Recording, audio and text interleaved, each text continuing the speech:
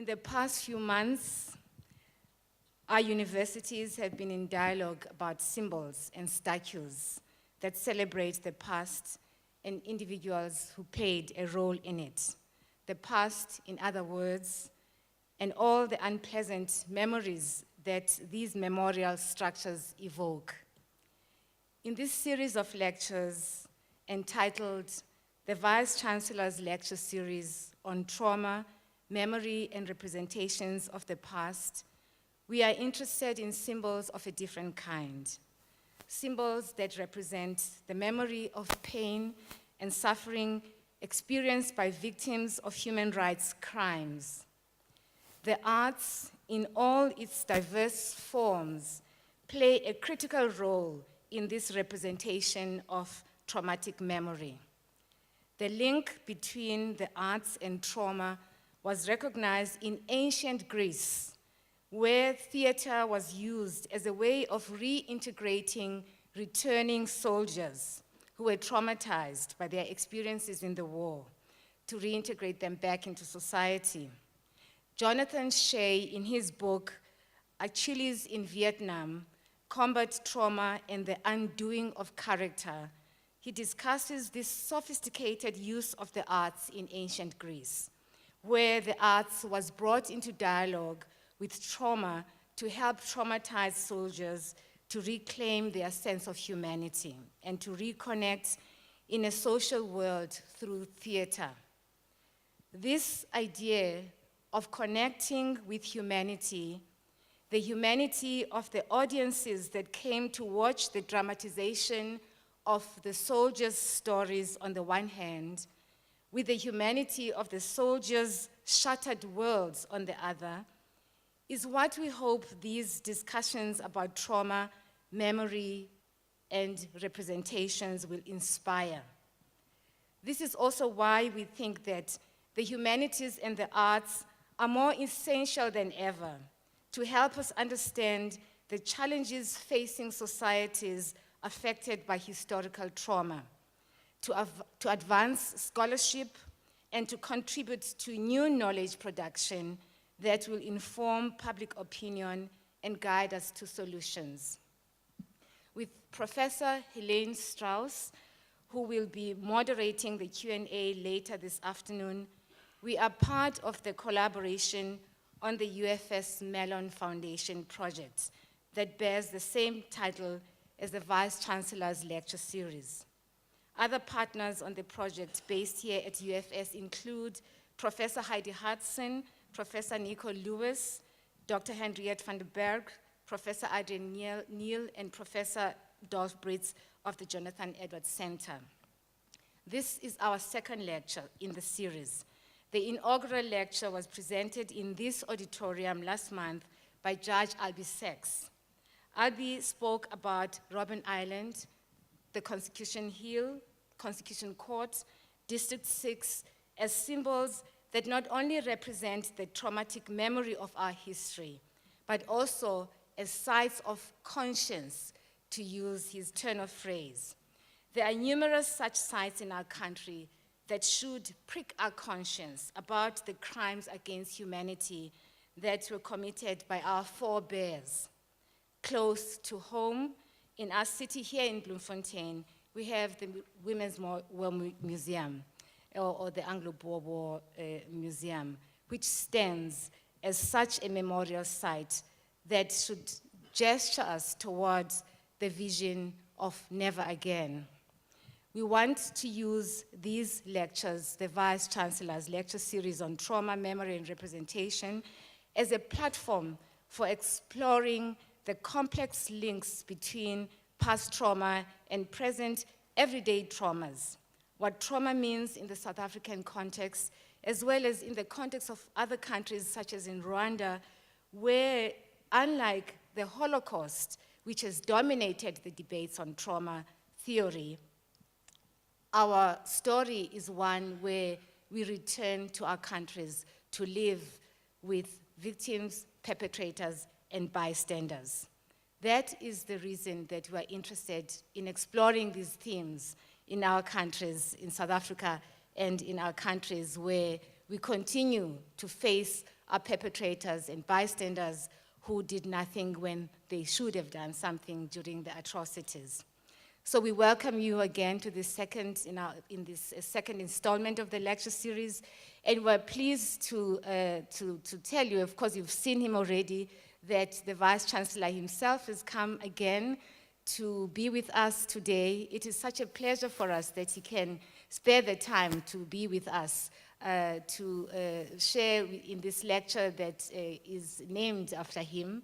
And we welcome other members of management who are here, deans of different faculties, members of Senate, you, our colleagues, and the students. Welcome. So I'll call upon the Vice Chancellor now to introduce our speaker.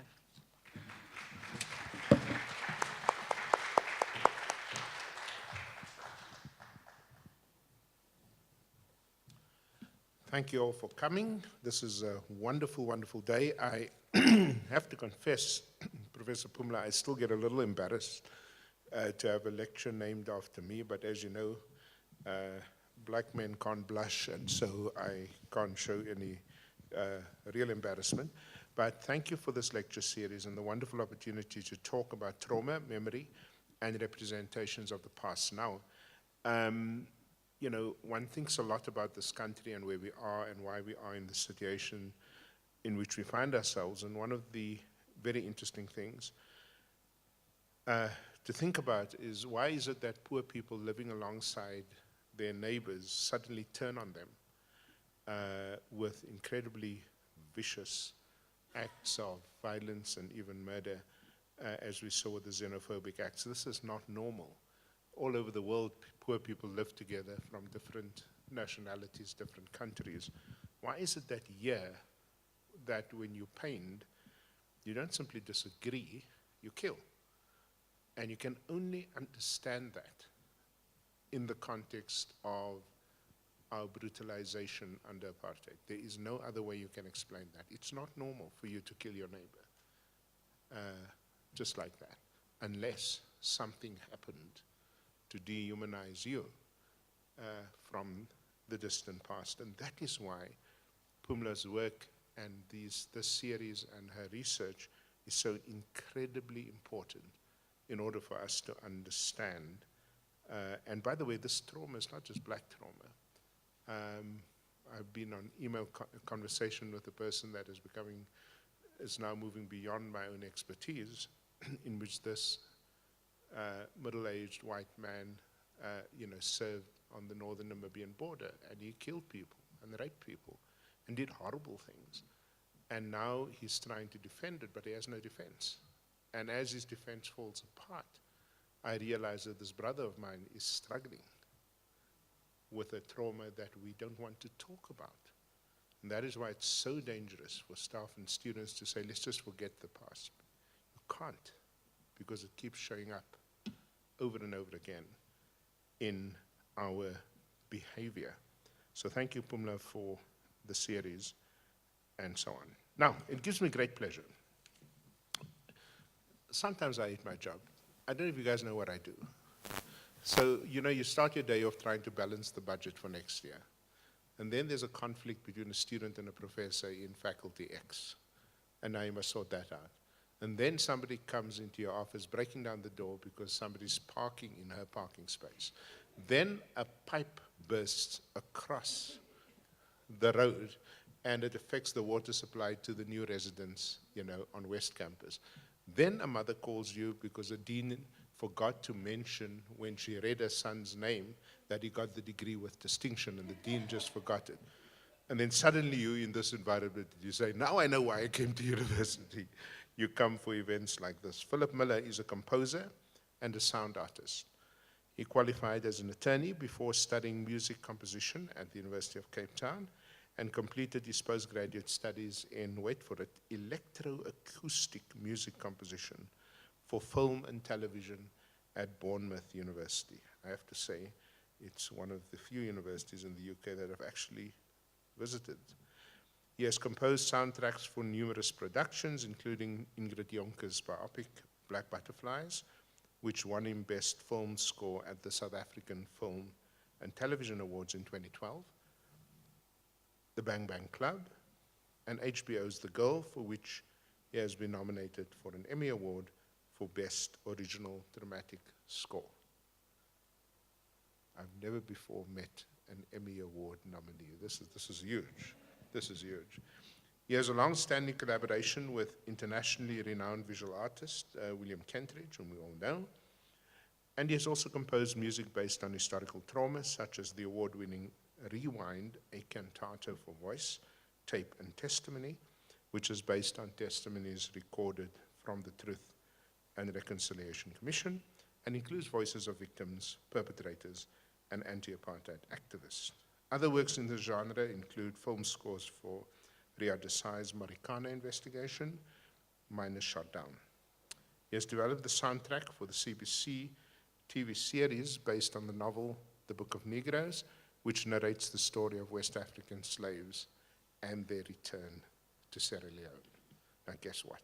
I just discovered a few minutes ago that my late mother and his mother worked together as nurses in Cape Town. Isn't this incredible? Gives me great pleasure to welcome Philip Miller.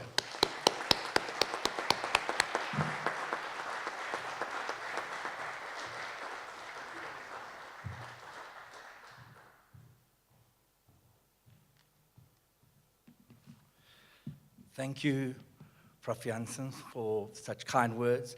It's really a privilege for me to be here speaking before such esteemed colleagues, academics, lecturers. Prof. Pumla, thank you very much for inviting me. I should start by saying, as you can hear, although I did study law, I am a composer now, and I hope that I will do you justice by talking about my work today and helping to perhaps explain, as a sound artist, the relationships that I have formed both with the work and the people who form part of this work today through, I think, a series of conversations and some video clips, which you saw the very first of before we started today, from a very important work of mine, Rewind, a cantata for voice, tape, and testimony. Prof. Pumla, I was struck by the title of this lecture, Disrupting the Silence, the Past and Transnational Memory. And obviously, as a composer and sound artist, I work with silence as much as I do with the sound that breaks the silence. The one does not exist without the other. So much of my musical compositional work deals with breakings of silences, and the silences between the sounding of one musical note to the next. Using the various compositional musical tools that are at my disposal, I try to create sound worlds in which the listener can find and seek solace and comfort in an emotional space which can connect to their own feelings, and that which often cannot be expressed as powerfully outside this realm of music, this ethereal, abstract art form, something that is never really literal, that you can't grasp and see. For me, there's an extraordinary spirituality to music, and I'll touch on this later as to why I think it sometimes is the most powerful, or one of the most powerful ways in which one is affected through sound. So Rewind is really a major work of mine which I'm focusing on today, and which asks the audience to engage with what I call the totality of a soundscape. And I use this term, which connotes for me many different elements. It's broader than just music. It includes the verbal, the non-verbal, from the noises of a chair being scraped on the floor to the vibrating string of a violin when bowed by a violinist. For me, this is all part of my sound world. And then it includes all the silences in between. I will try to share with you today my creative making process. And then through these video excerpts, I will try throughout the presentation to give you examples. As I said, I'm not a cultural theorist, an academic, and I hope that you today can also bring your mind to bear on what I've described and hopefully share with you. I would like also to say that as an introduction, I went back because I thought this is interesting. I haven't talked about Rewind for quite some time, and it hasn't been performed for many years. And I thought I would go back to 2006 when it was first presented at St. George's Cathedral in Cape Town. And I remember that a local radio journalist asked me why so many artists were obsessed with harking back to the bad old days of apartheid. Wasn't it enough now? Shouldn't I start actually fast forwarding instead of rewinding? And it's now 2015, some 9 years since this choral work was born. It's been performed in a range of cities, both here in South Africa and in some of the cultural capitals abroad. The choirs who have participated in the performances have ranged from an African-American Emmanuel Baptist Church choir based in Brooklyn in New York, the state of New York, to a young community choir from Gugulethu in Cape Town. Yet each time it is heard and seen, it presents new challenges and new perspectives for me as the political landscape of South Africa shifts and reshapes itself. The very talking about Rewind today, a few days, as both Prof. Pummel and Prof. Janssen has already mentioned, after the xenophobic attacks that have beset parts of our country, makes me think that perhaps this work still has relevance and a place in 2015. It seems that as South Africans, we continue to have short memories. And after all, in 2008, when the first ugliness of xenophobia raised its head, this was just some 7 years ago, and yet we're back repeating again and again human rights violations. On that note, I'm going to give you a quick description of Rewind, what it actually is, for those of you who may not know anything about it, not have seen it, not have heard it, and this is the first time really you're hearing about this work. It's a cantata, and a lot of people came to me and they said, what's this word cantata, and why are you calling it a cantata? And really what it is a particular musical form of a choral work, which actually dates back to the 17th century. It encompasses group singing and solo singers, which are then accompanied by musicians on musical instruments.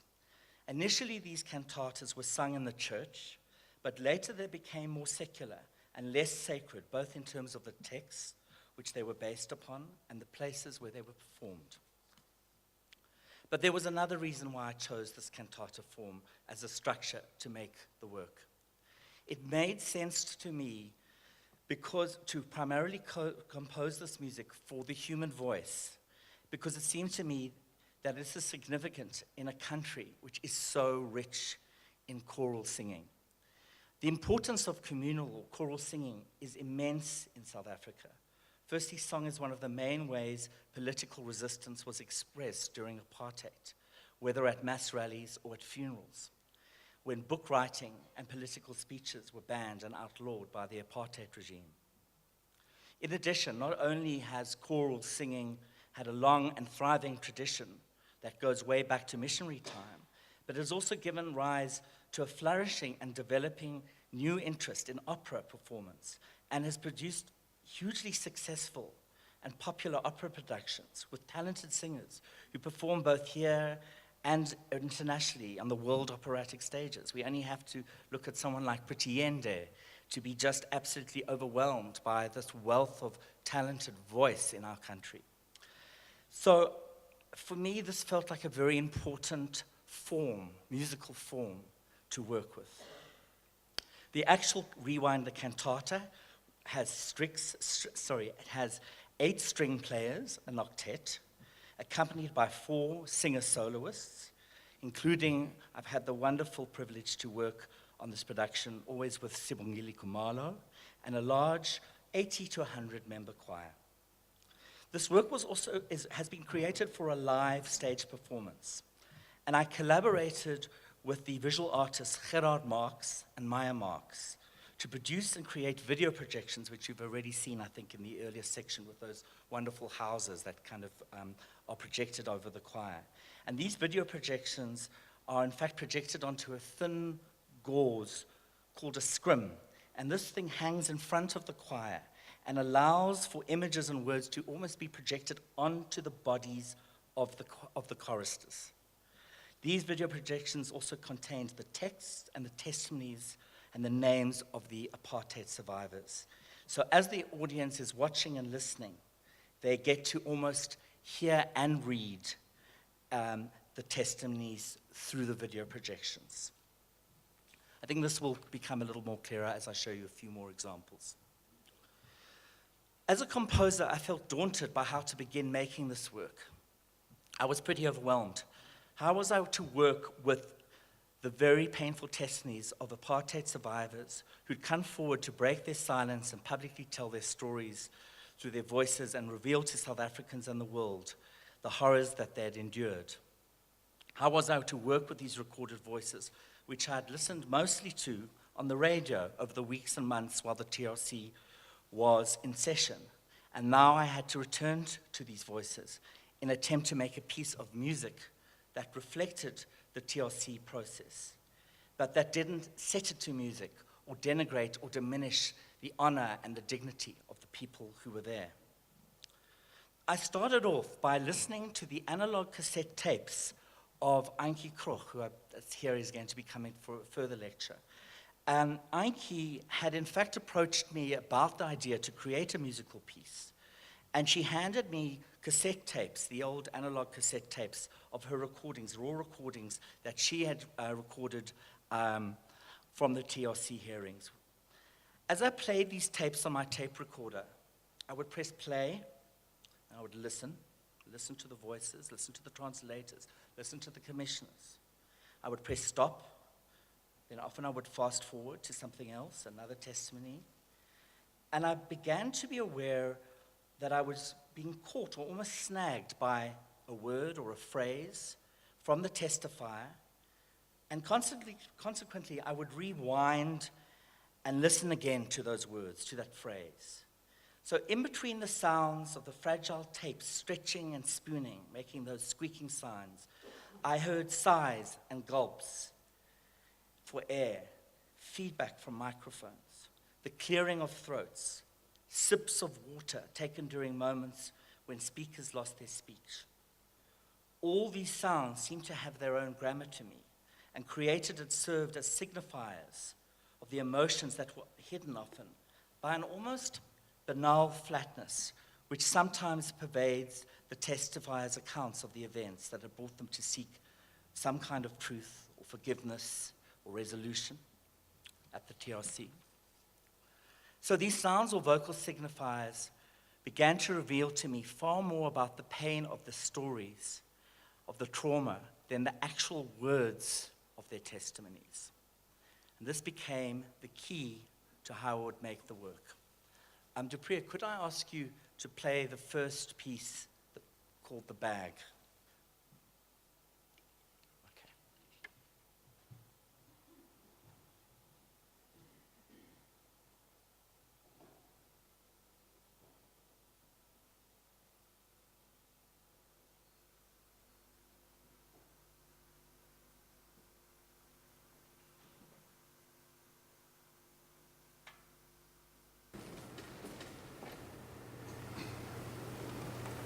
And I place the wet bag over your head.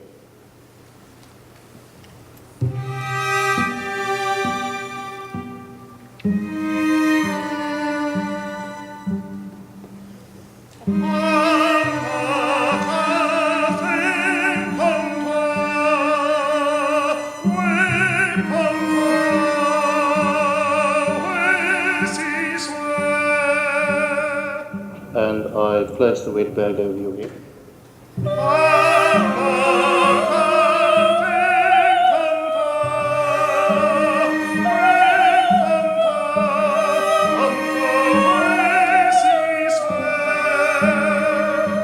Commissioners, it was a cloth bag.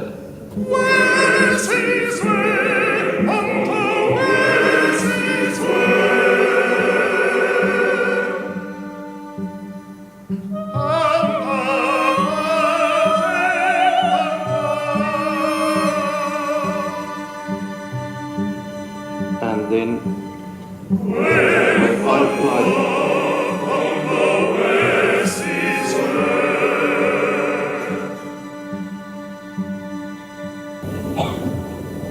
was I'd get the person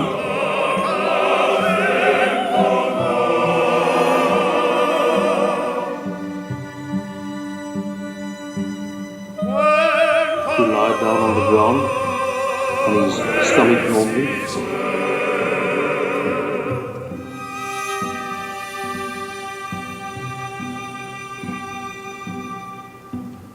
With that person's hands handcuffed behind its back, then I would take up a position in the small of the person's back, put my feet through between his arms,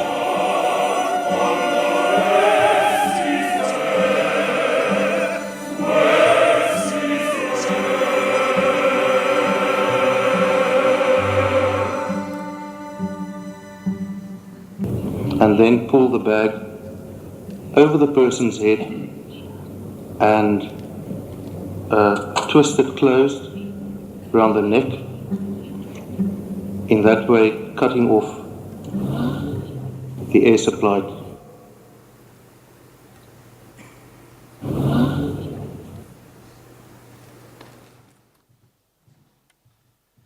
That was the testimony of Jeffrey Benzine that he gave at the TRC to discuss the wet bag torture that he had used on one of his victims.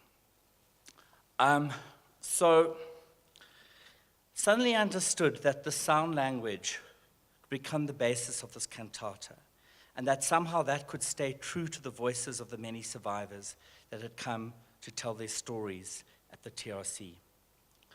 A particular testimony, one of the first I returned to when listening to the broadcast of the TRC, was the testimony of Mrs. Eunice Mia, one of the mothers of the Gugulethu 7 activists who had been slain. At the TRC, Mrs. Mia had testified as to how she had came to hear of the news of her son's death. She had seen an image of his body broadcast on national television. She said to the commissioners, "The reason why I'm here again is because nobody had come to tell me that Jabulani had passed away. First of all, we were listening to the news with my daughter. One of the children was shown on TV who had a gun on his chest, only to find out that it was my son, Jabulani. I prayed. I said, 'Oh no, Lord, I wish the news could rewind.'" And I thought about this phrase, "I wish the news could just rewind." And the statement of Mrs. Mia went to the very heart of what I was trying to do and what I was using both in a literal way as a process of making selections of the testimonies. But I also thought about, how do you undo the past? How do you rewind it? How do you untell it? How do you unsay it? I was rewinding back these testimonies of a multitude of stories of trauma and loss and pain that could never be erased. I had to ask myself the question, is there value in rewinding these tapes, in returning to them and playing them again? I suppose, if I'm honest to you, then and there, I could not answer. And I knew that I had to make this work and finish it before I could maybe, in fact, try and say, yes, there is. I will talk a little bit about the selection and methodology I used for the testimonies. As we know, there are so many testimonies. Many are written, and then there, of course, were the oral testimonies that were given at the TRC hearings all around the country. The challenge, as I mentioned, was how to select a meaningful sample of testimonies that would begin to reflect what had occurred both within the TRC process, but also within the broader context of South Africa during the apartheid years, and thinking about those who chose not to go there or refused to go there. There was no scientific method employed. Apart from the practical time constraints of producing a musical cantata for an audience who weren't going to stay for 5-6 hours, I wasn't going to be writing a Wagner opera from, I knew that I had to almost limit myself as to the amount of testimonies that I was going to select. But once I had freed myself from the concern of telling everyone's story, what became significant was working with just these sounds, the vocal cadences, the shards, the sobs, the silences. Making Rewind, therefore, was never about finishing or completing, or about being the definitive commentary on the TRC as an artistic expression. Sometimes the particular can speak for the universal and the specific for the general. I was also struck by the smallness of some of the stories that were heard at the TRC. And these also had a very powerful influence on my choices. I didn't always go for the big, huge stories, the ones that we often knew. And this led me to a story presented at the TRC from the testimony of Mrs. Ethel Nobontu Plaikes.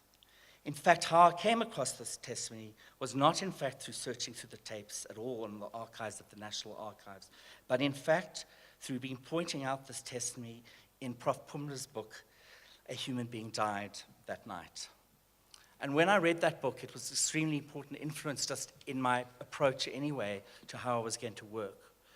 So I asked her whether she would give me permission to use a small part of her recorded testimony and her way she'd recorded her interview with Mrs. Plaikes, and whether that could become a song. And I'd like to play the song. It's sung by Sibongile Khumalo, and I'm going to try I try to give you as much as I can. I know I'm quite pressured for time, but I'm going to try and allow as much as I can for this piece for you to share this with you. Dupree, if you could do the video, Mrs. Plaikes. Thank you.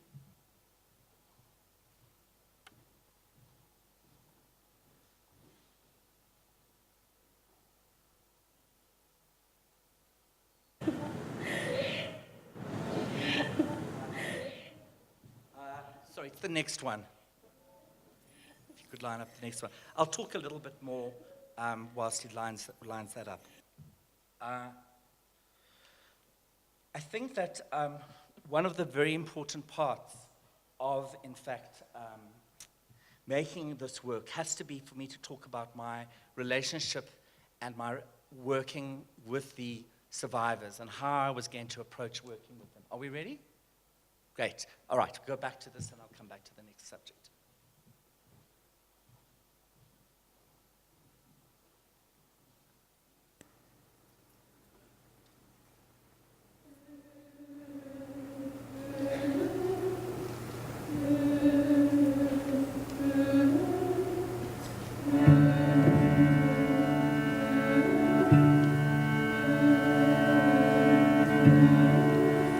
My son was 11.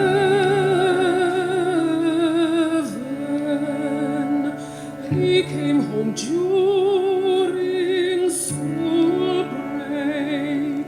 At 10 o'clock I was sitting right there where you are sitting, in that very chair. He walked in dressed in his school uniform, went to the cupboard over there, cut himself a slice of bread.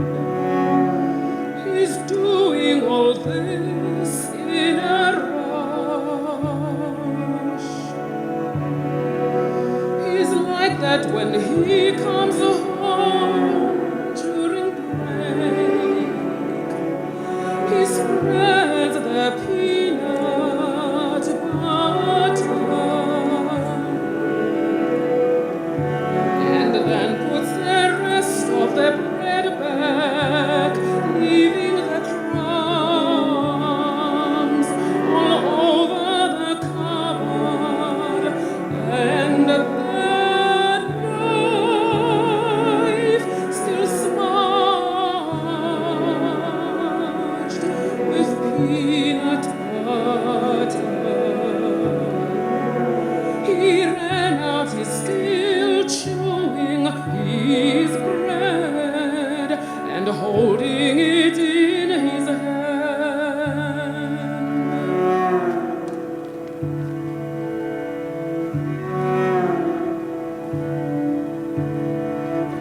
It wasn't long, I had shots outside commotion and shouts, then I am hearing ulutando, ulutando, namutando, bamtule. Then someone calling out for me.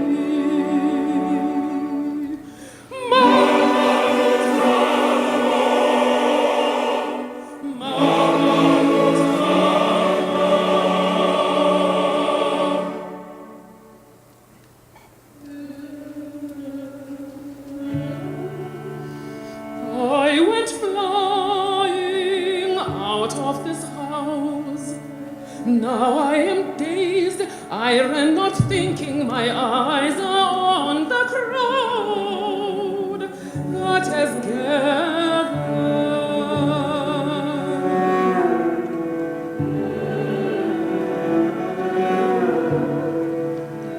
Here is my son, my only child. I felt his last breath leaving the crowns all over the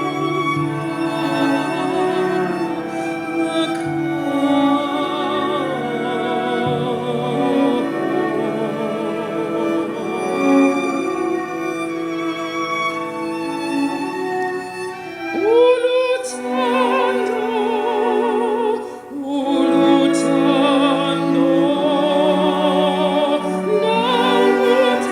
namutando, bamtule. Then someone calling out for me.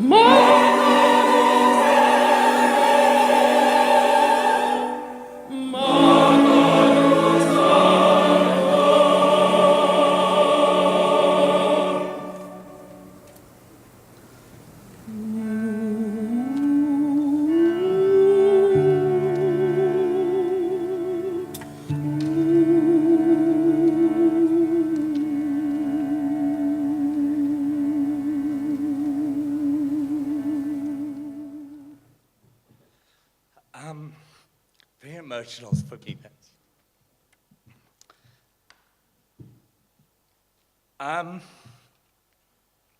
So I need to discuss with you the questions around how I worked with the survivors. It was a very difficult issue from the very start. Even though the legal view was that because these recordings were in the public domain, I was free to use them, and I didn't necessarily have to contact the testifiers and the people who had come forward to the TRC. But I knew that this was not the approach that I could comfortably take. I myself needed to reach out and make contact with those survivors in order to feel certain that the testifiers themselves were in agreement that I could include their voices and their stories in this work Rewind. I initially wrote personal letters to each survivor whose voice I was to include and explained what I was doing. Some people wrote back to me with their answers, others spoke to me on the phone. The overwhelming response was that every one of the people's voices I had wished to include not only had agreed, but wanted and encouraged me to include their testimonies in the work. I remember speaking to Mrs. Nomonde Kalata and asked her, the widow of Fort Kalata, and asked her about me working with the recording of her very heart-rendering cry, which she had admitted when testifying around the death of her husband, who had been part of the Cradock Four. She told me that by playing the recording of her crying during the hearing, this allowed her husband's memory not to be forgotten, and I should continue to play it over and over again whenever I could. She was emphatic about this and explained to me that her cries were a living sound memorial to her husband. And in a strange way, she said, hearing her own voice cry and then be taken over by the extraordinary voice of Sibongile Khumalo, who in a later piece does this, she felt almost like this was a soothing balm to her trauma. I came to realize that once I'd completed this work, a peculiar situation had also arisen, in that, in a sense, this archive of recorded testimonies, which I was using, had made the people who had testified unintentionally performers. They had in fact become an intrinsic part of my sound world for Rewind. And in this respect, they needed to be credited, acknowledged, involved in the production, and compensated as performers. So I did this, and I continue to do so when the work is performed before a live audience. But my contact with the testifiers went further, with the survivors. My intention was at the premiere of the work to invite as many of those survivors who were able to come and their families. And so I did this firstly at the opening night of the original St. George's Cathedral performance, and then later in the following year to the Market Theatre production where Rewind was opening in Johannesburg. After several discussions again with Prof. Pumla, I realized that I needed to be very cautious and careful as to what the repercussions would be for those survivors whose stories were heard to come to this performance and to be presented with it. I needed to create a safe space for the survivors to be able to attend to the performance without exacerbating their trauma that they'd already suffered and re-traumatizing them. So together with Prof. Pumla, I asked whether she could attend and mediate what we called a sort of preparation pre-briefing day for those survivors and their families. And I hoped that that process would allow everyone to preview the work so they got to hear it and see what we were doing, and then express their concerns to both me and their fellow survivors. I continue to be aware that this work has the potential to arouse painful memories like it did for me today as a bystander, but both for survivors, for the makers, the singers who make this performance happen. When we did this Rewind in Cape Town at the Baxter Theatre, I worked with the Tutu Peace Center, who sent a trauma counsellor every night to work with some of the singers who were part of that choir and who had been, in fact, part of, had suffered trauma during the years of apartheid. Quickly to the question of the response to Rewind, which I wanted to address a bit today. Rewind, as I've mentioned, has had a substantial touring history, both in South Africa and abroad. The first time it was performed in its entirety was at St. George's Cathedral on the 16th of December, Reconciliation Day. It was for one night only. The audience was made up of apartheid survivors and their families, commissioners from the TRC, psychologists, Archbishop Desmond Tutu, constitutional law judges, and then the rest of the audience comprised of a mixed bunch of people. Some were there to experience a cultural musical event. Some were there to try and find meaning and connect in some way with the idea of reconciliation. There was an overwhelmingly positive response to this first performance of the work. I was quite humbled at the time and quite frightened by the power of this thing I had made. I spent much time trying to understand what happened on this first night's performance, which had kind of been quite rough and ready, and you know, it really had this major impact to everybody. Their responses were, I suppose, uniquely South African. Some people ululated. Some people laughed at very painful moments of raw storytelling. Some people wept copiously. These various responses became something I started to understand that were coping mechanisms of comprehending the horror and trauma that was being described. After this, Rewind, in fact, then toured to the USA. What made the next series of performances, and many of the performances thereafter in other countries significant, was that due to a very practical financial constraint, which was that we could not afford to tour a 100-piece choir to America, to London, to wherever, we were then forced to use local choirs in the communities where we performed the work. So our first performance was in Brooklyn, with the Emmanuel Baptist Church Choir, and in collaboration with South African soloists and singers who in fact had been living in exile and had stayed on in New York. So we put these two groupings together.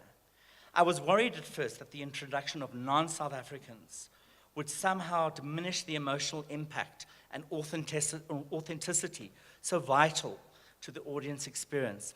But something surprising happened. The Brooklyn audience, drawn from a very multicultural city of New York and its neighboring boroughs, responded equally emotionally, sometimes even more so than the South African audiences. at the time of these performances, both these singers as part of the choir, who were American, and audience members used to come up to both me and the other singers in the work, in the production, and tell us about how they felt a deep connection to this work, which spoke to their own past as African Americans and the need to break the silence of their own history of slavery. So this work has moved to different countries, and I have many wonderful and rich anecdotes and stories of how it was, presented. In England, with what I called the grey-haired rinse, the grey blue rinse brigade of small parish choirs that came together all over London and ended up toying on the stage of the Royal Festival Hall. There were many more like this.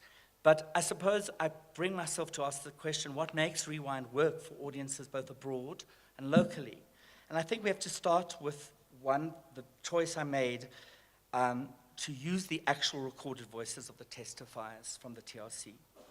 I think then adding to this is the power of a huge choir, which then, 100 singing voices reverberating into the performance space seems to touch audiences alike, merely not just about the beautiful pleasure of listening to the sound, but going well beyond that.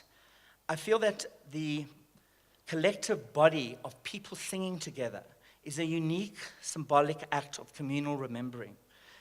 More than that, it is a deep form of identification of our humanity and allows for some form of catharsis for those who testified, for those who have stood by and watched, and for those who have been implicated.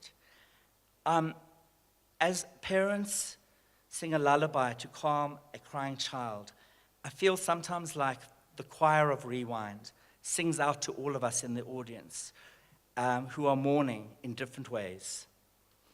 Quite often the performance finishes with members of the audience coming to talk to me and saying that they want to do something. They don't know what to do with this feeling that they've got inside of me. And that's often been something I've felt I wished I'd had the next stage, the next step, to take it further. But like often a normal performance, people take their programs into their cars or whatever and go back to their homes. And there's often a terrible feeling for me. I get very depressed after it finishes. Perhaps also something about the makeup of the choir has an important role to play in how the audience responds to this work. The Rewind choir consists always in South Africa, of both young and old singers, some who have themselves personally experienced trauma living under apartheid, to others, the born frees, 18, 19-year-olds, too young to have even listened to this TRC. So there's a sense that these stories are being handed down by way of song from elder to child, forming a living sound memorial that reconnects with the strong African tradition of oral storytelling. I would love that more school children and teachers attend the performances. They have done in the past, and there have been wonderful responses also to schools have been to this concert. And I'm always aware of how the kids come in, because I've sat down once next to some of them and said, what do you think you're going to today? And there's some boring piece of classical singing and something about the TRC, and they turn around after and said, we've never ever experienced anything like this. And you can see that there's been something really that's touched them as well. But at this point, funding at this point for this project has kind of come to an end, and I'm working on some very exciting other projects, which I actually would like to talk to about. I have no idea how much time I have left. I wanted to show one video clip more, but I really might be, am I running out of time? Yeah, 10 minutes. I have 10 minutes. So I wanted to perhaps talk a little bit, then I'm not going to show the video clip now. I think perhaps what I'll rather do is briefly mention a new project, that's something that's very exciting, that I'm about to embark on, and perhaps also call my colleague up just for a few minutes to talk about this project. So this is a project for the Holocaust Museum that is being built, or has just been built in Johannesburg, and which opens up towards the end of the year. The curators of the Holocaust Museum in Johannesburg, Tally Nates and Lauren Siegel, have asked me to create a sound memorial for their open-air garden, which is a space where visitors to the museum will be able to seek contemplation and meditation after having experienced the exhibits in the actual museum space. The challenge that faces me is to create a sound work which goes beyond the history of the Holocaust of the Jews during World War II. Prof, you mentioned that in some extent the discourse has been dominated, and I am doing a piece now in the Jewish Holocaust Museum. But what has been incredibly satisfying has been to work with curators who are spending and, in fact, taking this museum into another level, which I think is amazing, and that they are focusing very intensely on the Rwandan genocide in 1994. So what they've asked me to do is thinking about the relationship both of survivors of the Holocaust and survivors of Rwandan genocide.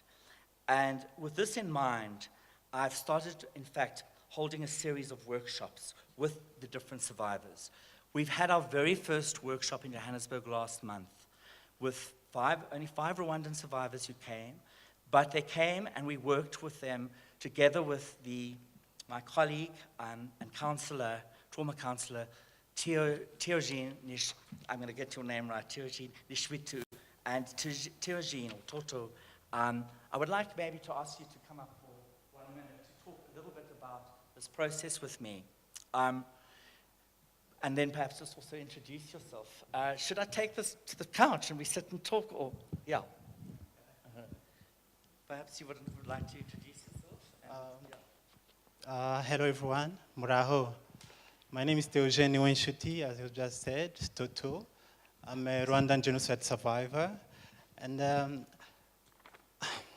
really don't have much to say, but from this new project that Philip is working on,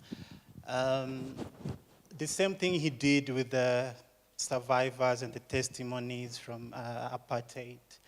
This is the same thing he is trying to do, using the testimonies, the stories from Rwandan genocide survivors, together with the Holocaust survivors, and do this sound installation.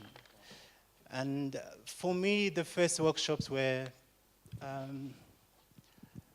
what can I say? I think very different from what we used to do. Usually when scholars or journalists come to talk to us, they just want to hear bad stories, what happened, the horrors you went through. And it's most of the time very re-traumatizing, actually. But Philip's approach is about your stories from your childhood, the sounds of your childhood, your songs you heard, stories you heard when you grow up, even before the genocide. And then we reach to the genocide, of course, itself, and then afterwards, like life today, what's happening. And he is going to use those stories, those experiences to come with the sound installation. So that was the first observation. Maybe if we have a few minutes and just guide me. Dupree, could you play on the laptop? I have a couple of small sound clips from this very first workshop. Could you perhaps play, there's a track called Rain by Toto. It says Rain Toto. Have you found that? You got it? Great. For me, I remember, but the rain for me, it doesn't have a good memory. For me, the rain is more associated to genocide, to war, to fighting. I don't know how, but every time, like in Hirama, a militia attack, every time there were gun, bombs, grenades, it was always before or after, immediately the rain started cooling. Is it like an ending to answer? Can I then ask you to play the one called Bird Call? Number one, Bird Call. Yeah, sorry, if you could, it's a very bad recording that these are made, so maybe lower it a bit, it might help. Thanks, Dupree. Rwandan actually grew up in Rwanda. I only came, for my university here. Even my mom still lives there, she just comes here to visit. Yeah, and the sound, there's the sound of my family, they're from Gisenyi, it's like near the water. And then in the morning, there's always this bird. I don't know, it has like this, it's like, I know that bird, yeah. Yes, that bird, it makes so much noise. I hate it.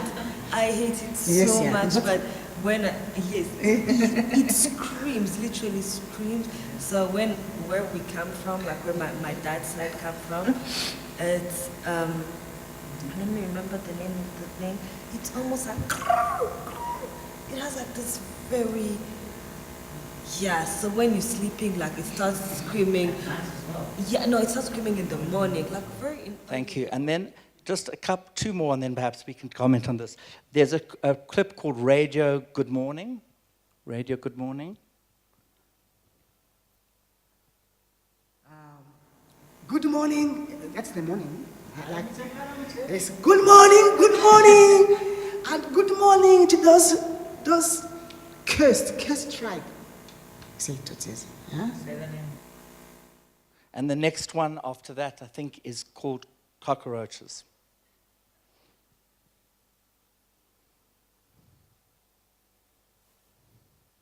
Yes. inyenzi zibihishemo zibihishemo Inyenzi is a cockroach. inyenzi zibihishemo inyenzi zibihishemo inyenzi Yeah. zibihishemo It was, murebe ibyitso it was this guy from, is it? Yeah, him, he knows. wasenga inyenzi zibihishemo inyenzi zibihishemo murebe ibyitso utuntu dufite amazuru utuntu dufite amazuru. Yes, exactly. Yes. Okay, thank you. Because And one last one I will just play as a little bit, a hymn. It's called Hymn, and that will be the last little bit of testimony of the workshop. Yes, yeah.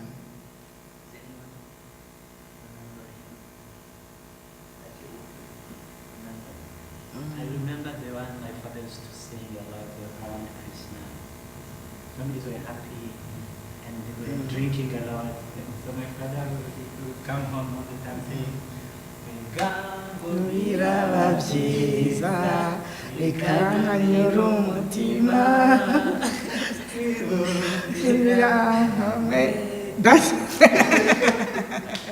So this is an example of this very beginning of a process. Perhaps, Toto, you haven't actually heard these clips since the.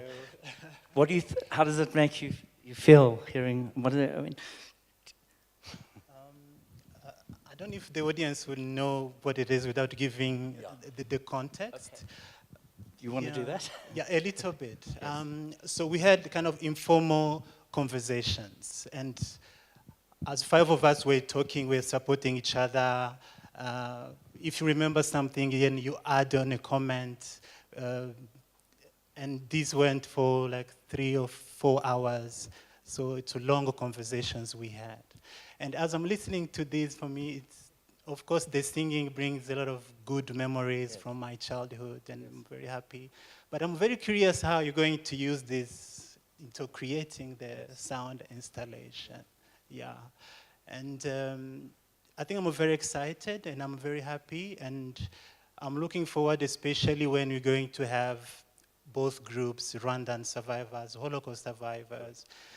And this is an installation that's going to be placed in a museum here in South Africa. So I find very complex and difficult, but also very important to have this kind of conversation between these tragedies, the Holocaust, the Rwandan genocide, and apartheid. And as you were saying yourself, I think this is the time where within these xenophobic attacks, which actually is not something I think we should look as an isolated case, because there have been many attacks around the world recently. In the last 5 years, not only in South Africa in 2008, 2010, we also saw xenophobic attacks in China, in East India, the recent very violent attacks around the world, and the racist comments. So I keep wondering what is happening, or how are we really remembering our past, or what are we not doing properly or correctly? And maybe one of the way we can do is increase these conversations of these different memories, or different places, different countries, and not doing also from different countries, but also even within South Africa, where different groups have been traumatized different ways. And that, for me, that's my observation, that maybe there's not enough conversation from these different traumas and memories, even here in the different groups in South Africa.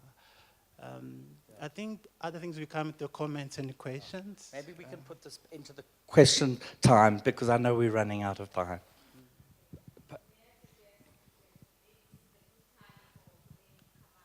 Okay.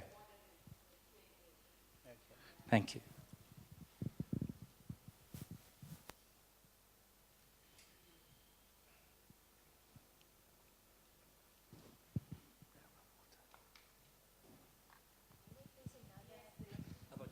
Start with mine and we can share. Should I just sit here maybe? Thanks. Thank you. Thank you for this wonderful presentation and the conversation that you started, and thank you, Pumlo, for giving me the chance to be part of this. Your presentation and your talk obviously resonated, I think, literally with all of us on multiple levels.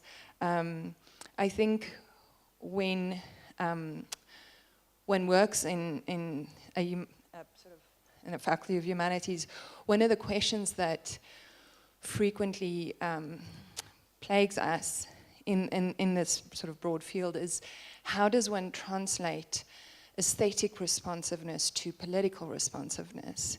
And I think that sound is absolutely key, because sound is one of the most important ways in which filmmakers can shape the inner orientation of viewers and sort of move them in very specific ways. I was struck by what you said about Rewind, this sort of project of rewinding, and whether that is useful, and the fact that you would only really know whether that it was useful after you had completed the project. I think as we talk about all these questions of trauma across the board and across cultural contexts, the project of rewinding is absolutely key, it seems to me, in the as a way of approaching the question of emotional justice, how we might achieve some kind of emotional justice. And the way in which you approach this through sound is absolutely beautiful. The emphasis you place on the sort of totality of the soundscape is so key. Not just the verbal sounds, but the gulps and the shudders and the tears and all those sort of non-verbal ways of conveying affect and emotion, and you sort of bring that out into this soundscape. Oh, is it too? Sorry. Okay, yeah, one has to pay attention to sound. So one of the things I think a lot of scholars have looked at, for instance, in terms of gender, is that a lot of the people who testified at the TRC, the women who testified, were not able to find, the verbal register through which to convey their specific pain, and that they conveyed it through all these other non-verbal sounds, and that it is absolutely crucial to pay attention to those kinds of trauma. Anyways, that's sort of by way of my response to this. I also just wanted to mention my film students and I yesterday watched the film The Battle of Algiers, and a lot of what you did here, I think, seems very similar in terms of bringing the everyday stories and the everyday voices and sounds into the soundscape. And so I'm going to just ask a question by way of opening this up, and then we can approach the audience to respond to this. And this question comes in part from your comments earlier about how this was different. Philip's approach to this sort of trauma was different because it's just about sort of telling your stories. And I know that sort of this repeated emphasis on the moment of trauma can be very overwhelming and re-traumatizing, certainly. And so I was wondering if you could maybe comment on how one might sort of weave the spectacular and the everyday together when one approaches these difficult stories, and how important it is to sort of bring these two sites or memories, experiences together, because the everyday seems to be very key to how sound works. All right, I'll start with would you like me to start?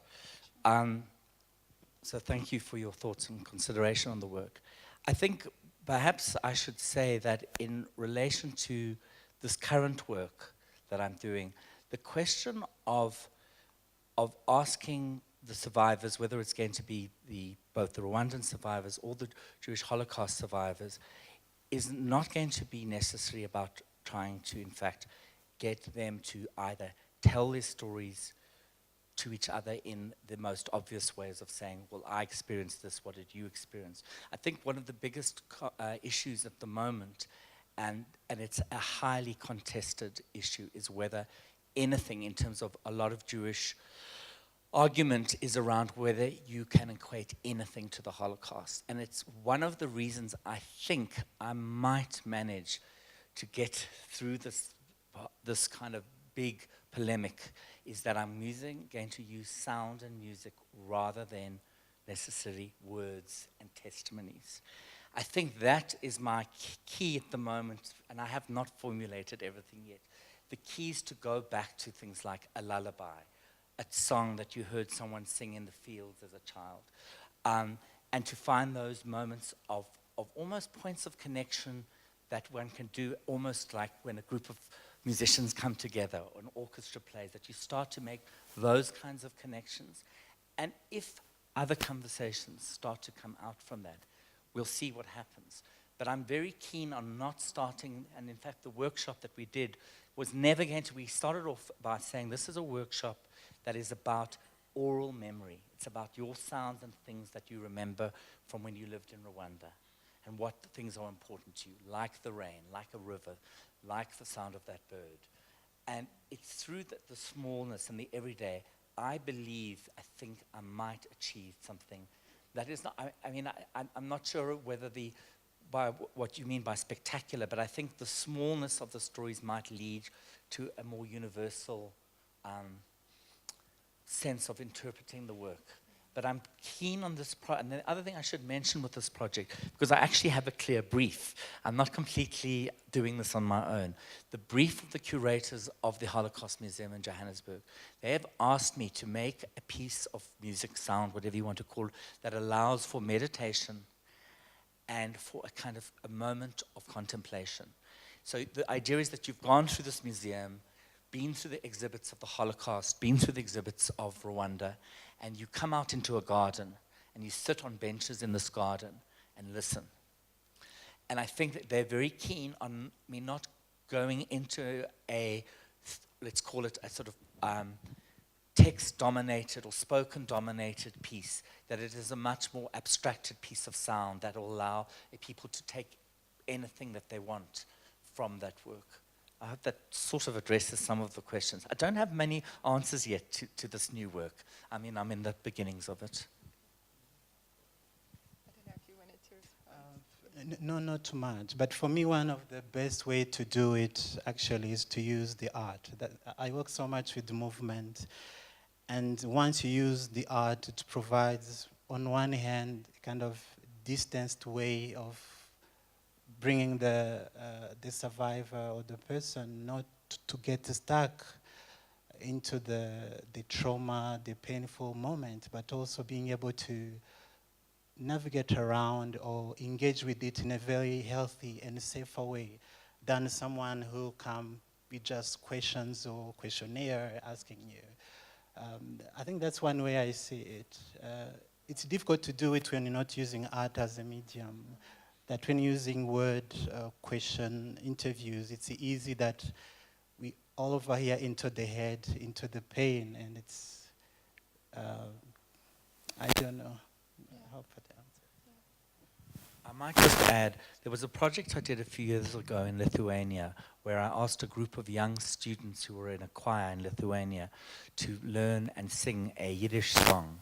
These were all children of parents who were either implicated or bystanders in terms of the Holocaust in Lithuania.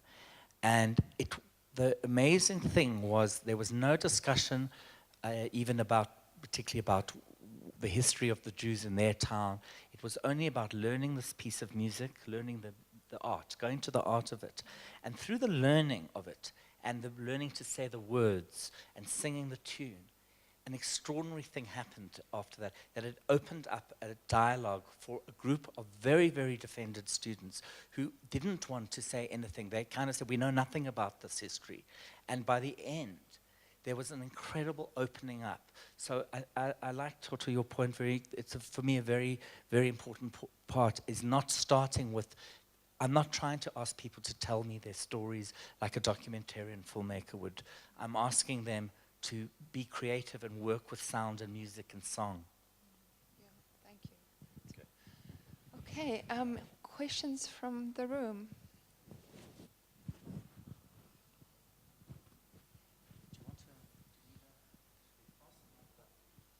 There does seem to be another Okay, one.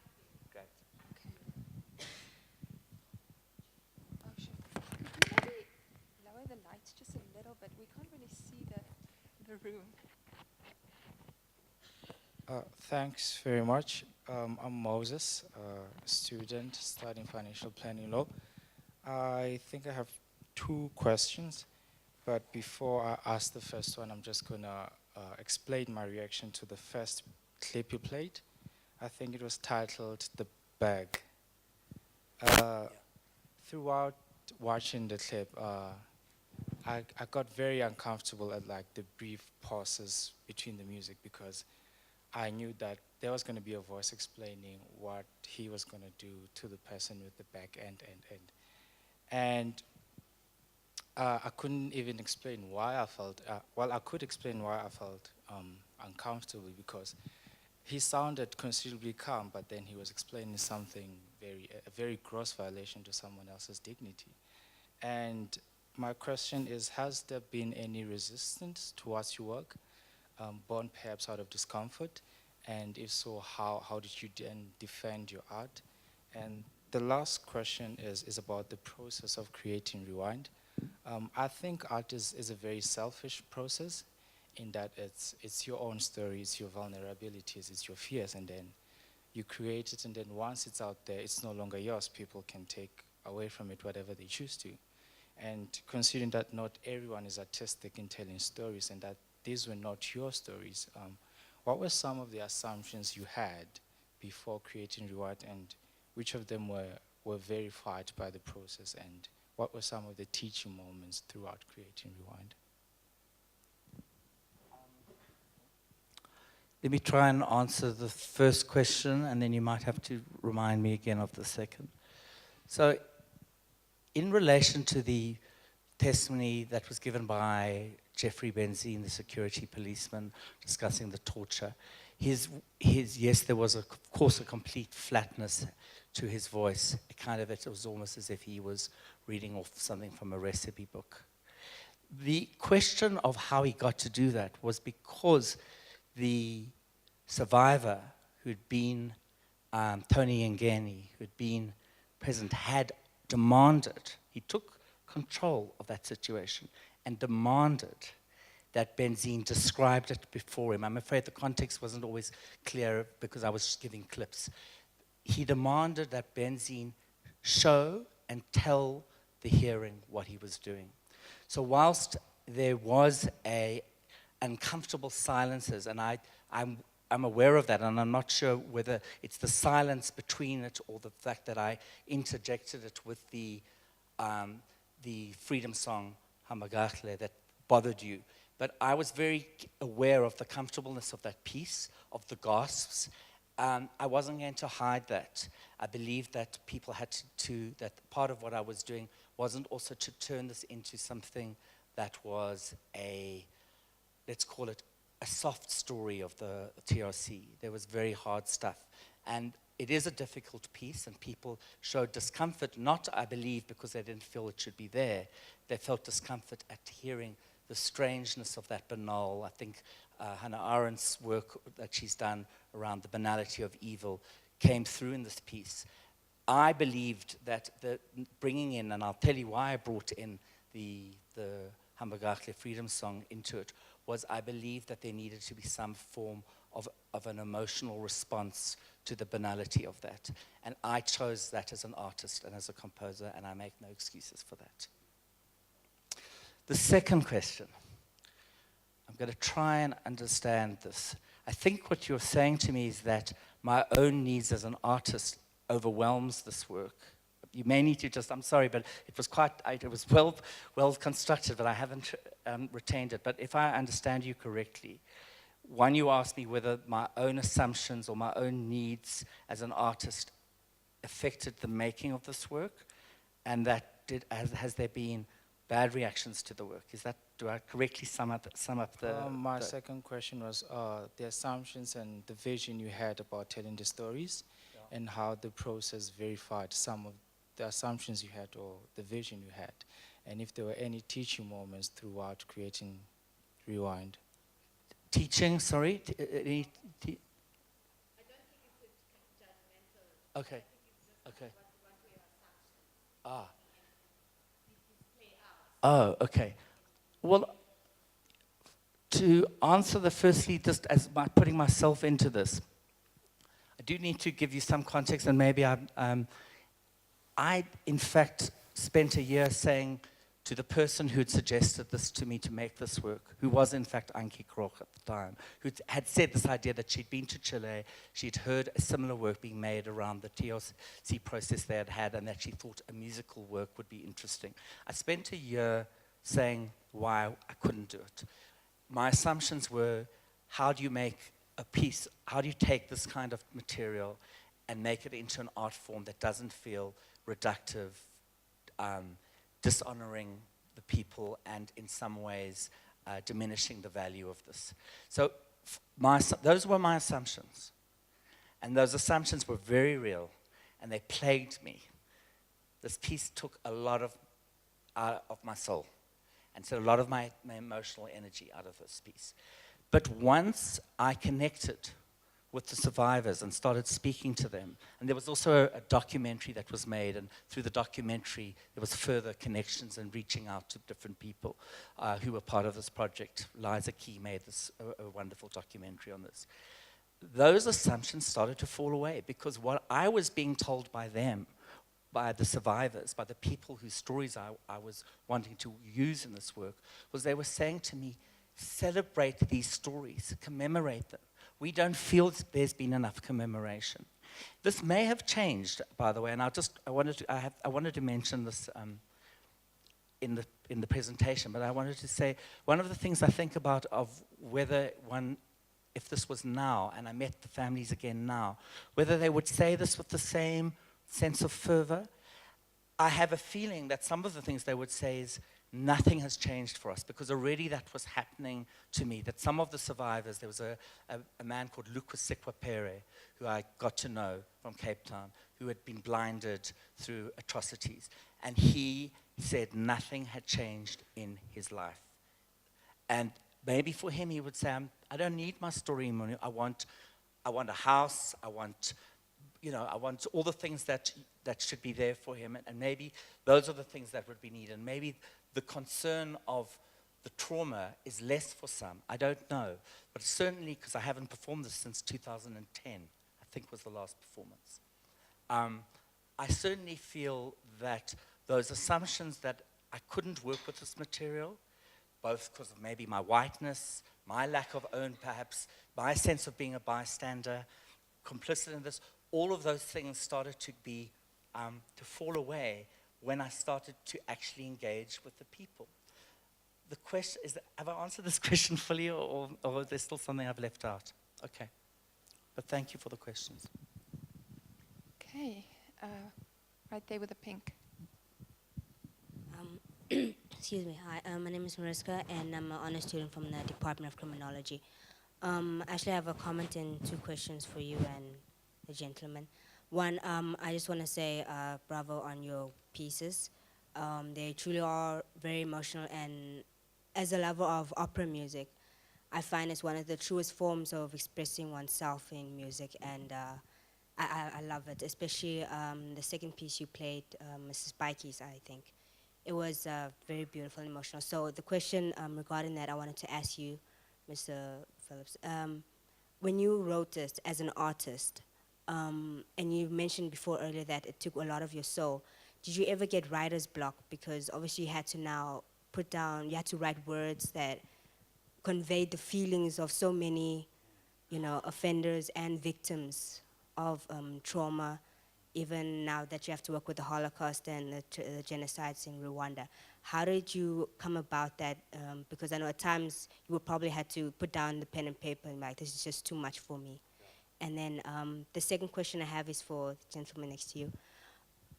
As a survivor, how did you come about forgiving what happened to you and moving forward? Because trauma is it's not something that's easy to get over, especially if you come from a war-torn country like Rwanda. And I know the history because I'm not a new generation child, so I know what happened between the two tribes and how horrific that was.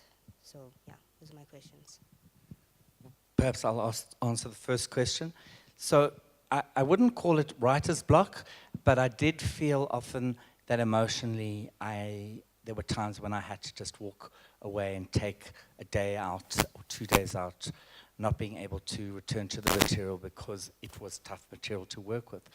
In a strange way, I often had too much material to work with, and I often spent time thinking what I'm going to have to leave out because of this question of how many stories do I tell, how many fragments of things. But often I actually started to work in a way quite thematically. So there's a piece which I haven't, I'm afraid, got to play it, which was a piece really about all the phrases that dealt with people saying, look me in the eyes, I want to see you stay in front of me. And so often I started to use themes as a way of composing. So it's almost sort of text themes started to develop rather than actual individual stories. But I actually I found it not musically difficult to write. Strangely enough, because I felt like I had this grammar of sounds, they kind of completely led me into the making of these songs rather than sitting down in a more conventional way of composing an opera where you might have a theme and a melody and you write those things down and those are the first things that you start with. I always started with the sounds, the testimonies. Thanks. I think that's a very interesting question, like how I managed to forgive myself. I forgave people who killed my father. I forgave people who killed my friends and my neighbors, my aunts and uncles. But I'm not sure if I have really managed to forgive myself. And I think that's strange. I'd expected maybe you're going to ask me how I managed to forgive my killers of my father or my friends. Yeah, I think it's a strange thing, being able to forgive myself, which is related to my process of healing. I think that's what you mean, how I managed to heal or to deal with what I lived through and what I saw. I believe I can never fully reach to a point where I feel I'm completely healed or completely forgive myself. I think it's a process that I started that probably will continue. And often when we witness what's happening, for instance, when I was seeing images from Durban, people holding machetes, you're always taken back and triggers something in you. And a colleague yesterday, I was visiting another Rwandan survivor. He was saying now he traveled across Joburg, feeling very afraid and scared. She's a woman, but she always looks behind when people are walking behind her and speaking in Xhosa or Sotho. She feels very uncomfortable. So, and there are so many denialism happening, there's so many conflicts happening around us that takes me back personally. So it's a long process. And also when I read to some of the Holocaust survivors, like Eloise or Charlotte Derbaud, how they say that trauma is always alongside you. It never leaves you. I feel the same way that it's going to take a long time to reach to that point. But personally, what I use is art, is dance, is movement, is poetry, is sharing stories. And recently I have started using personal stories and other survivor stories to do research, to investigate, to read more, to try to understand. because I don't want to be in a denial state or refuse or ignore what happened. But no matter how I can shout to myself or ignore it, it happened, and the past is always with us. I don't think we'll ever be able to leave it behind, but the best way to engage with it, and that's how I use the art, talking, storytelling, and engaging with works like what Philip is doing. Hopefully, I'll reach a point where I completely heal or forgive, but that's a collective journey. It's a collective process. I will never be able to do it alone if I don't do it with other Rwandans, other groups, perpetrators or not, South Africans, all of us together as a humanity, I think. Thank you. Okay, they with the white. Hi, Bonita, also Department of Criminology. It's obvious from what you've said that this has been very traumatic to you, even though you weren't personally involved in what it was originally about. On behalf of everyone, I want to thank you for doing it. But my question is a simple one. If you had the opportunity to rewind yourself, would you have done it again? Yes, because I think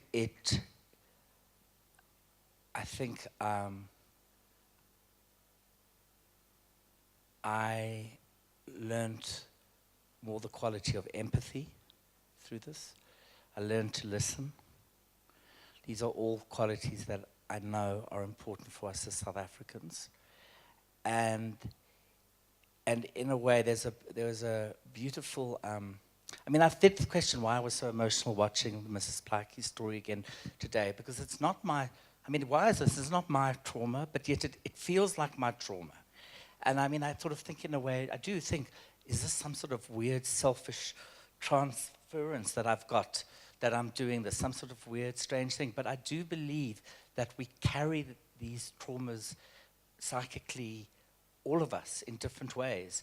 And I think that that pain that I have, I must carry that with me. And I don't believe one person's pain is greater than another. I think there's a beautiful testimony from one of the Bishop Retief from the St. James Church Massacre, where he talks about saying the loss of his son is no more greater than the loss of anyone else's child. And what I think is, as much as I do know that I've had, I don't want to use the word, I'm not traumatized, but I certainly have strong and emotional moments over this work. I do believe that it's part of how I believe I should be as a South African, that I should feel these things, I should connect to these feelings. So if I had to rewind this back, I probably would still have made this work. Okay.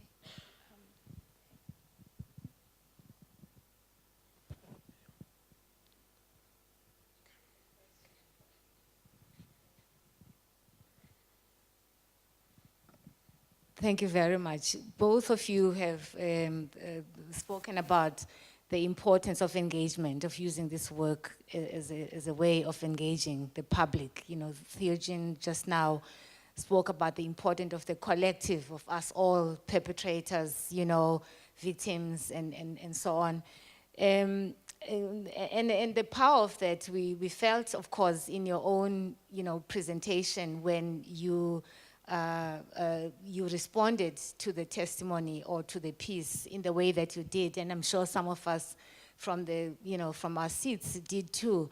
And I think, I mean, this is a question not just for you, for Helene as well, to think about what then. I mean, here we are in South Africa and in Rwanda, and here we are in this room, and we are reflecting on narratives of trauma, and there's something particular about this, particularly unique to South Africa, that we're sitting here, we're talking about the past and the trauma, you know, in this kind of, you know, way that this is a dialogue about pain.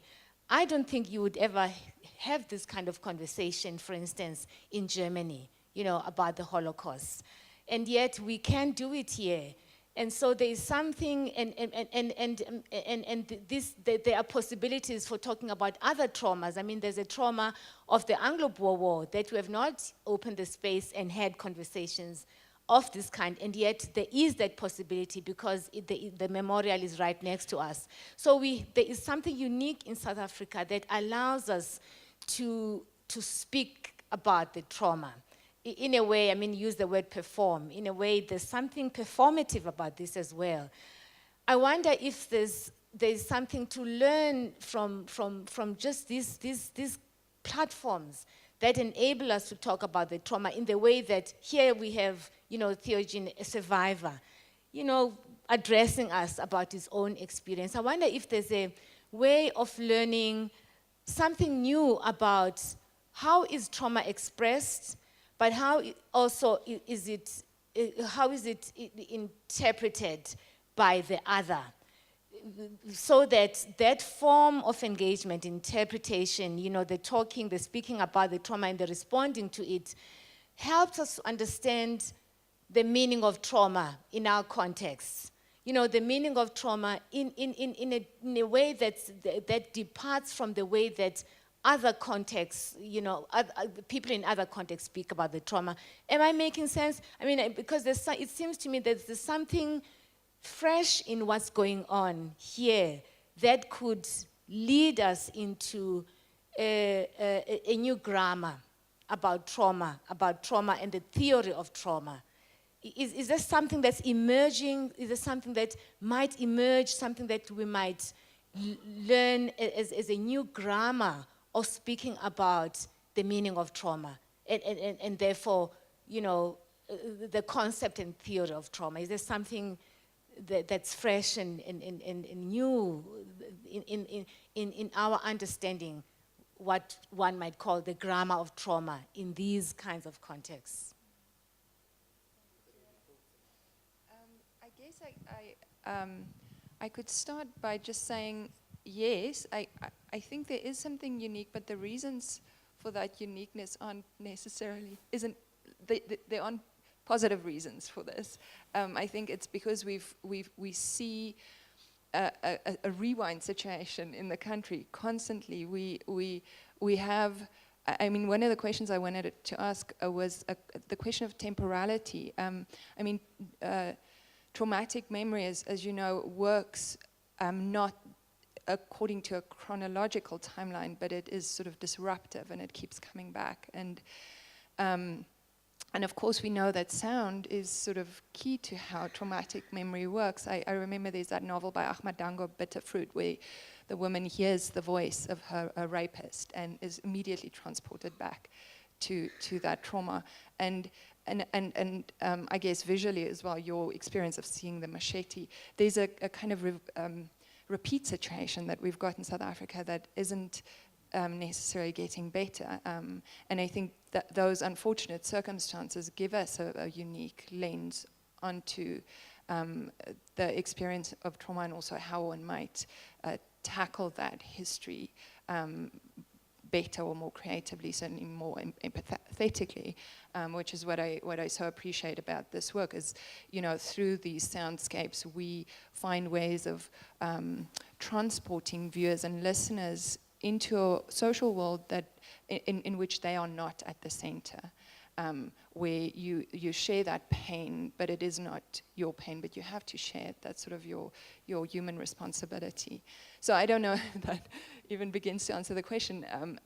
I want to say yes to that question, but at the same time, I also appreciate the point that one of the ways in which we can tackle these issues is precisely by stepping outside of this context to Rwanda and Germany and other contexts that have dealt with this, and opening up this sort of uniqueness of this historical context to those global pain, forms of suffering.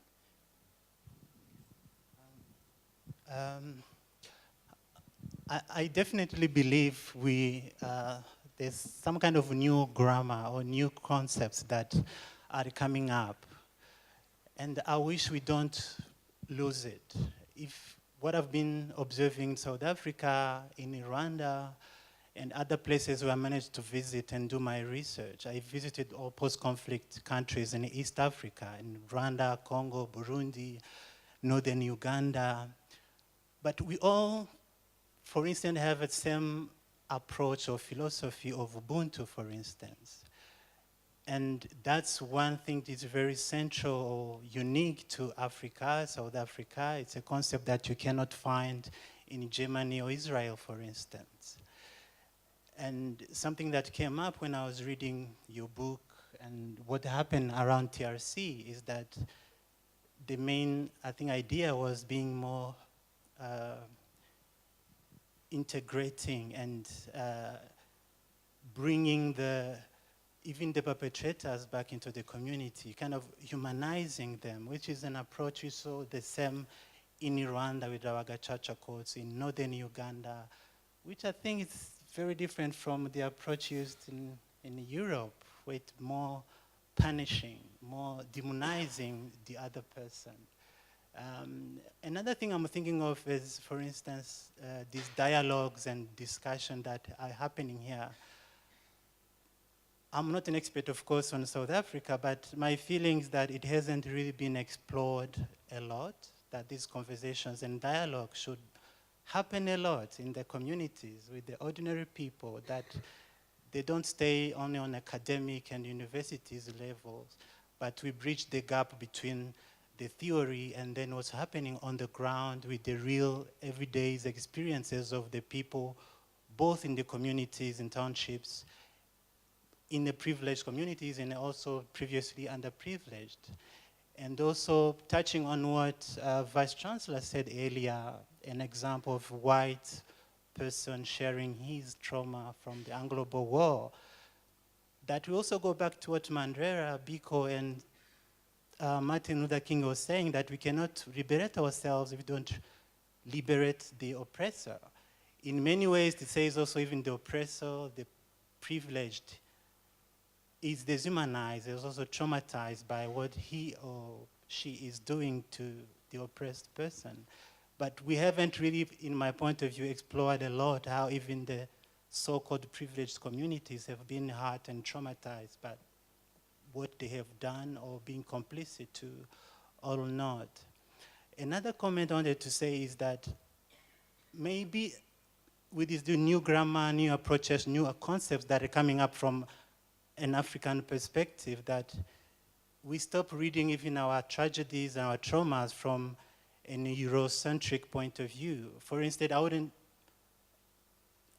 matter how much I would like to converse with the Holocaust and see the similarities, but I also don't want my story to be read completely through the lenses of the Holocaust or any other tragedy. That sometimes we miss certain unique aspects, particular aspects to Africa, South Africa, and the areas. And we only look through a lens that is from another culture, time, a space that might not respond to the realities we are facing here. And that would mislead us to finding proper solution to solve our local issues. And maybe there are so many things that even other areas in the world can learn from us. I don't know, but I think maybe that's the way we should go, recognizing differences, of course, with deep connections, but also unique realities or different contexts, and learn something from them, I guess.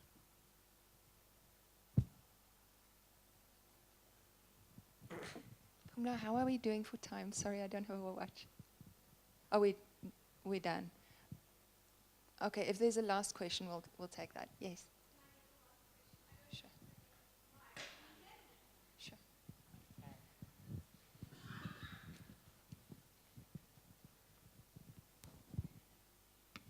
Thanks. Hi, I'm Kim Whale. I'm a postdoctoral fellow with the Trauma Forgiveness and Reconciliation Studies Unit.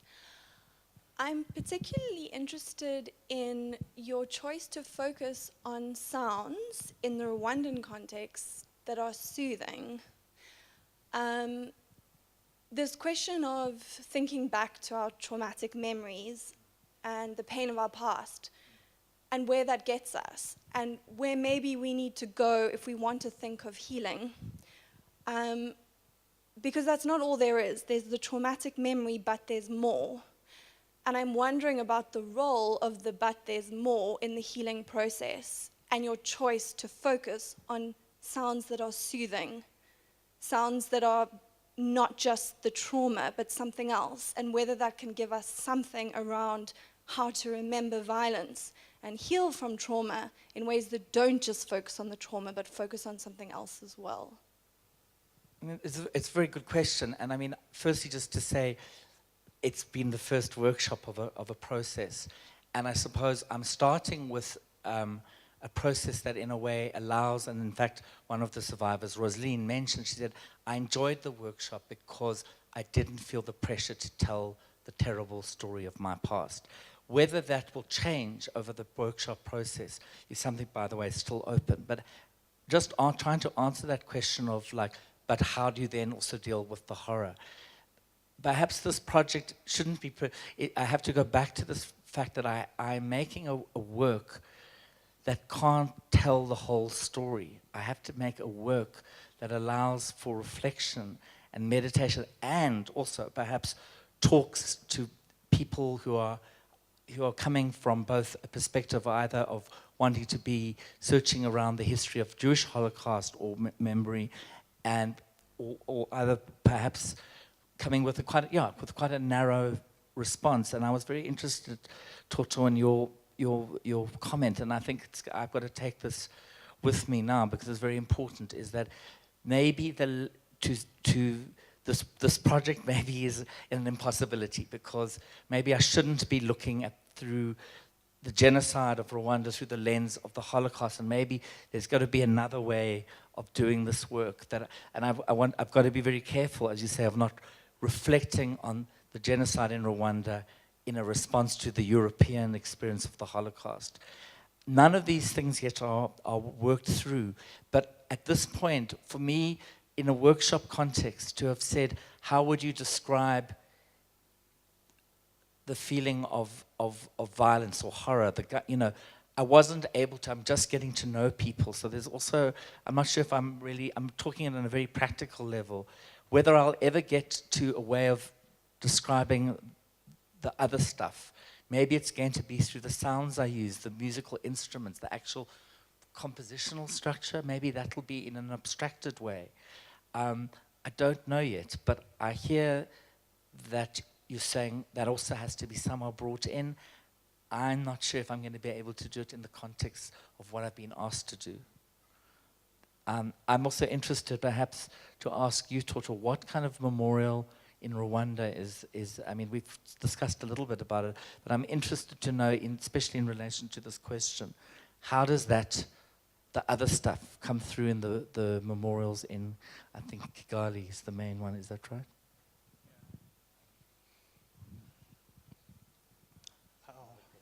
Yeah, it's a big question. I think in the memorials in Rwanda, I think Professor Pumla visited a couple. Maybe you can share. Yeah. Yeah, the trauma is everywhere. In the memorials, there are scars, bones, they are very visible and they're exposed. And that's the government's approach to try to show the world what happened. And there have been a few people protesting, try to express that it's time now to bury those bones. We couldn't use other symbols. For instance, in music, sound, images, find other ways we can use to remember, to keep the memory, not to really have the horror in the face immediately. I don't know how we're going to do it. I'm not sure. I don't know. But personally, I think it's dangerous. I think we need to find a balance in order to keep remembering, but at the same time facilitating so that the next generation find positive ways, strength from that horror to be able to move beyond it. And those are many choices to be made. Unfortunately, politics and power comes in and they shape the way certain stories are remembered, those are left behind and forgotten. And that's maybe dialogues we need to keep having and see how to do this. Yeah. Okay. Just quick last question then. Sorry. So society is a mixed bunch of people, and governance has these 3 pillars. So what actually is required to sensitize by incorporating such pieces of music or any stories during the training of these pillars of governance and bringing it to masses as movies or perhaps other means of academic discourse or dialogue, howsoever, keeping the dialogue open and discourse ongoing as per the context of current situation. Of course, one can never complete the story. There are so many aspects that have to be,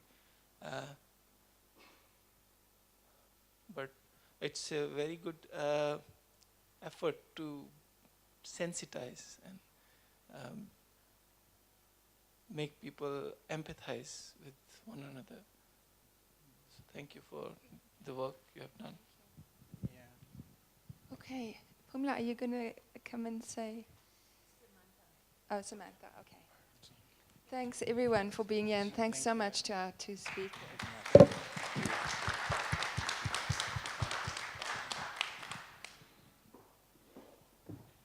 Wow, well, it's really been a privilege to attend this dynamic lecture today. And I want to extend a heartwarming thanks to you, Philip and Theogene, for coming to share your work with us today. What really struck me was the raw emotion that comes out of your work that is really beyond words. And the passion that you have for the work and the commitment. And also the connection, the deep connection that you share with the people who are part of your work. So thank you for that. And we do live in times where many unpleasant memories are desperately struggling to be heard, and often in very horrific ways. And as you said, Philip, our memories are short. And we need to try and find ways to transform our memories into other forms which we can engage with in manageable ways or more manageable ways. So thank you for really coming in eloquently portraying what it means to create these spaces where we can begin to break the silence. And you've really shown very beautiful and different ways by which you express, reconstruct, and interpret traumatic past in different ways, and for ways that are meaningful or more meaningful for the audience. So thank you for that. I'd also like to thank Professor Elian Strauss for coming and beautifully leading the conversation today. So thank you for contributing to this event. And Professor Janssen for making these complex but very important conversations happen here in the setting. To Kate Murray and Professor Pumla, who so carefully and skillfully put these events together for us and conceptualized them. So thank you for bringing such a lecture here to us today. To Joanne Naidu, our office manager, we call you our backbone, and Joanne really holds everything together for us in all the events we do, and I think, you know, as we go along our lives on a day-to-day level. So thank you, Joanne. And to the technical staff, the photographers, the videographers that are here today, thank you for documenting the event. And then last but not least, to the audience, to staff and students who are here to support us and show your interest. Well, thank you. You make the event happen as well. So thanks. And can we give one last round of applause to the speakers?